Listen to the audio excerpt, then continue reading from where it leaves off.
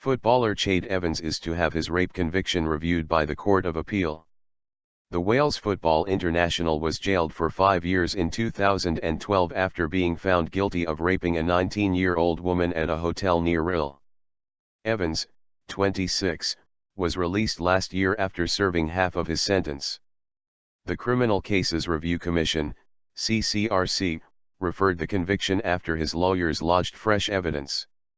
The body said it had carried out a 10-month investigation into the case and referred it based on new information which was not raised at trial. Evans, a former Sheffield United player, has always maintained his innocence, but his attempts to restart his career with Oldham Athletic and his former club collapsed in the face of a public outcry. He sought leave to appeal following his conviction, which was dismissed in November 2012. Richard Foster, chairman of the CCRC, said, "The decision of the Commission is not a judgment on guilt or innocence in relation to Ched Evans, nor is it a judgment about the honesty or integrity of the victim or any other person involved in the case." Victim kept informed. "Our role is to consider applications to see if, in our judgment, there is any basis on which to ask the court to hear a fresh appeal. That is our statutory responsibility. In this case we have identified new material which was not considered by the jury at trial and which in our view might have assisted the defense.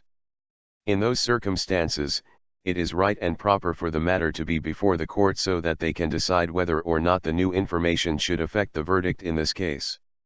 In its statement, the CCRC said it was very aware of the impact its decisions can have for victims of crimes and stressed the anonymity guaranteed by law for the victim in this case.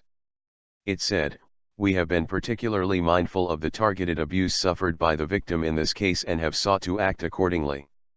Since this application arrived in July 2014, we have been careful to keep her informed about stages of the Commission's review so that, as far as it has been in our power to do so, she has learned about developments in the case from us rather than from any other source.